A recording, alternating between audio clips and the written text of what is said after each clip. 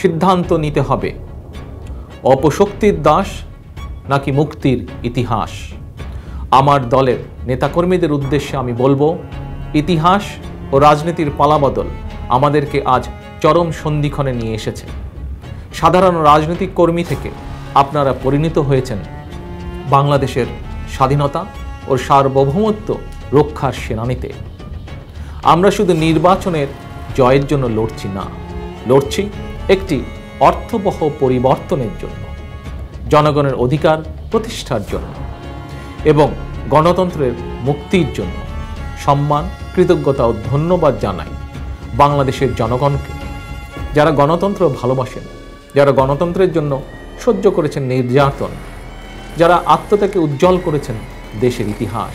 জনগণ সকল হুমকি, ধমকি, ভয়, ভীতি উপেক্ষা করে দলে দলে ভোট কেন্দ্রে গিয়ে নিজেদের অধিকার প্রতিষ্ঠিত করবেন। কারণ বাংলাদেশের জনগণ দুর্বার ও সাহসী, যার প্রমাণ আপনারা দিয়েছেন বারবার, বহুবার, প্রতিবার।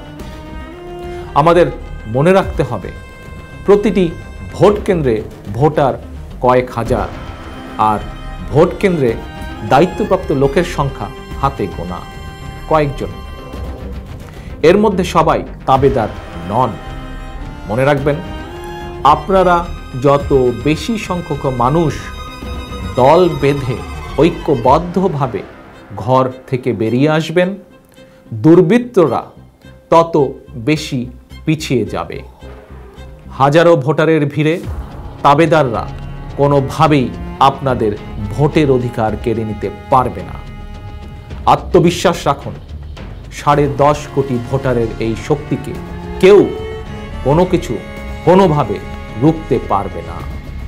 ভোট জনগণের আমানত। আমানত যেভাবে রক্ষা করা হয়, ভোটের আমানতকেও সেভাবেই রক্ষা করতে হবে। ভোট প্রদানের পাশাপাশি ভোটের দিন, ভোটের আগের দিন স্ব এলাকার ভোট কেন্দ্রের নিরাপত্তা রক্ষার দায়িত্ব এলাকার সকল ভোটার এবং এলাকার বাসী। প্রিয় ভোটারবৃন্দ, আপনাদেরকে অবশ্যই সকাল সকাল ভোট কেন্দ্রে উপস্থিত হয়ে নিজের ভোট প্রদান নিশ্চিত করতে হবে এবং ভোট কেন্দ্রে ত্যাগ করবেন না ভোট দিয়ে। ভোটের ফল বুঝে নিয়ে বিজয়ের বেশে তবেই ঘরে ফিরবে। আপনাদের প্রতি আমার আহ্বান, কাঁধে কাঁধ মিলিয়ে নিজেদের শক্তিকে আস্থা রেখে ধানের শীষে ভোট দিন। আপনাদের এক একটি ভোট নিশ্চিত করতে পারে নিরাপদ বাংলাদেশ, শান্তির বাংলাদেশ, গণতন্ত্রের নতুন সূর্য। বিজয় হবে জনগণের, ইনশাআল্লাহ।